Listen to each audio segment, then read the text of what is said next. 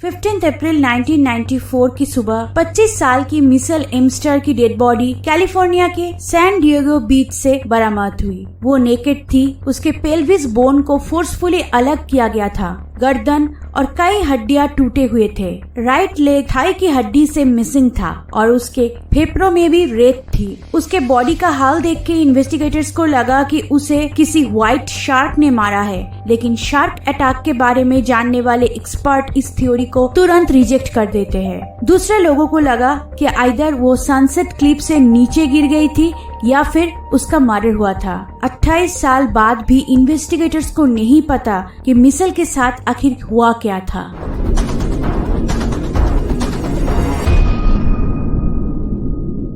1968 में पैदा हुई थी मिशेल। कैलिफोर्निया में ही पली बड़ी थी। 1986 में उसने अपना ग्रेजुएशन कंप्लीट किया। यूनिवर्सिटी का पढ़ाई वो खत्म नहीं कर पाई क्योंकि उस वक्त वो कैंसर से फाइट कर रही थी। 1 साल के अंदर ही उसने इस बीमारी को हरा दिया और सैन डिएगो में एक घर किराए पर लिया, लेकिन वो ज्यादा दिन तक वहाँ नहीं रही। ओशियन बीच के पास एक शेयर्ड रूम में रहने लगी वो। जबकि कुछ लोगों का कहना था कि ओशियन बीच बेहद खूबसूरत है, दूसरे लोगों का ये भी मानना था वहाँ क्राइम रेट शहर की दूसरे जगह से बहुत ज्यादा है। मिशेल एक पार्टी गर्ल थी और साथ ही साथ हेल्थ कॉन्शियस भी, जो डेली सुबह बीच पे मेडिटेशन के लिए जाती थी। वो जैसे एक फ्री स्पिरिट थी और इसलिए उसने एक बटरफ्लाई टैटू बनाई थी अपनी दाहिने कंधों पर। उसे क्या पता था कि वही टैटू उसकी डेड बॉडी आइडेंटिफाई करने में मदद करेगा। 14 अप्रैल 1994 की रात को मिशेल ने अपनी दोस्त और रूममेट कोको कैम्पबेल के साथ एक म्यूजिक कॉन्सर्ट अटेंड करने का प्लान बनाई, लेकिन जब वो स्टेडियम पहुंचे तो उन्हें वापस लौटना पड़ा क्योंकि उन्होंने गलत टिकट खरीदी थी।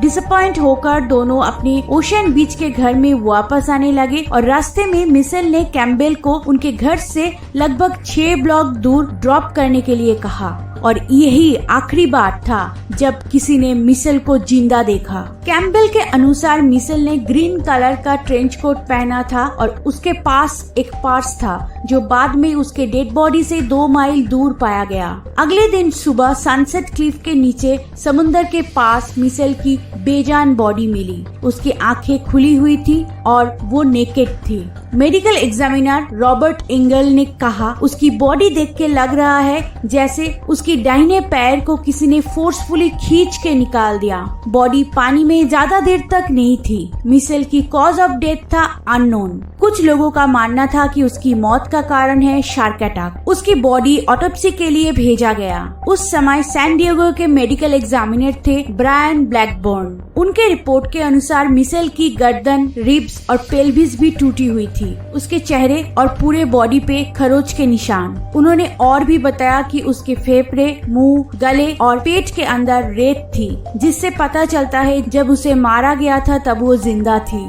ब्लैकबर्न ने इससे पहले कोई शार्क अटैक से हुई मौत की ऑटोप्सी नहीं किया था। फिर भी उन्होंने मिशेल की बॉडी देख के कंक्लूड किया कि उसकी मौत शार्क अटैक से हुई थी। शार्क एक्सपर्ट ने उनके इस थ्योरी को डाउट किया। शार्क एक्सपर्ट राल्फ कोलेर ने कहा कि इनिशियली उन्हें भी लगा था मिशेल की मौत शार्क अटैक से हुई है, लेकिन उसके इंजरीज देख के उन्होंने इस थ्योरी को डिस्प्यूट किया। जब शार्क किसी लिम्ब का एक हिस्सा काटता है तो वो कट मार्क एकदम क्लियर होता है, जैसे किसी चेनसॉ मशीन से काटा गया है। लेकिन मिशेल के केस में फीमर के जो बचे हुए हिस्से थे वो एकदम शार्प और पॉइंटेड था। इस तरह का इंजरी तब होता है जब हड्डियां किसी बहुत ज्यादा फोर्स के साथ ट्विस्ट किया जाता है। उन्होंने करीब 100 केसेस की फोटो कई सालों से रिव्यू की है और कभी ऐसा हड्डियां नहीं देखा जो ऐसा पॉइंटेड होते हैं। इसके अलावा कोलियर ने कहा कि अगर मिशेल को शार्क ने अटैक किया होता तो उसके फीमोरल आर्टरी तुरंत कट कर दिया होता। फिर वो कैसे सांस ली और रेत उसके मुंह, लंग्स और गले या पेट में इनहेल कर पाती, क्योंकि उसकी तो तुरंत मौत हो जाती। और शार्क ने अगर उसे बाइट किया होता तो मोस्ट लाइकली उसके बॉडी में शार्क के दांत होना चाहिए था, लेकिन ऐसा कुछ भी नहीं मिला। पहला थ्योरी, मिशेल रात को नेकेड तैरने गई थी और डूबने की वजह से उसकी मौत हो गई और फिर किसी शार्क ने उसके मरने के बाद उसके बॉडी को खाया होगा। लेकिन मिडनाइट वो ठंड में स्विमिंग के लिए गई होगी, ये बात बहुत ही अनलाइकली है। ठंड के कारण वो ट्रेंच कोट भी पहनी थी उस दिन। सेकेंड थ्योरी, सनसेट क्लिफ से गिरने की वजह से उसकी मौत हुई, लेकिन उसके नेक और रिब के इंजरीज इस थ्योरी के साथ कंसिस्टेंट नहीं थे और वो नेकेड कैसे हो सकती है। आज तक मिशेल की मौत का सबसे पॉपुलर थ्योरी है उसका मर्डर हुआ है। मिशेल जिस एरिया में रहती थी वो एरिया ड्रग डीलिंग के लिए पॉपुलर था। इन्वेस्टिगेटर्स ने कुछ सस्पेक्ट्स को आइडेंटिफाई किया है, जिसमें एक अननोन मैन के बारे में मिशेल ने कहा था कि वो उसको हर जगह फॉलो करता है। मिशेल उसका नाम नहीं जानती थी, लेकिन इतना बताई थी कि वो एक बाइक लेके घूमता था। मिशेल के मौत के बाद उसकी एक कलीग ने बताई कि एक आदमी उनके ऑफिस में बाइक लेके आया था और उसने मिशेल की ऑटोप्सी रिपोर्ट के कॉपीज निकाले। दूसरे सस्पेक्ट एडविन डेकर नाम का एक आदमी जो एक बार अटेंडर था, मिशेल के साथ डेट पर भी गया था उसके मौत के पिछले रात ही। दोनों उसके अपार्टमेंट में रात गुजारे थे। मिशेल की मौत के बाद उसने एक बहुत ही क्रीपी कविता लिखा और उसे पब्लिश भी किया था, जिससे इन्वेस्टिगेटर्स को उस पर शक गया था।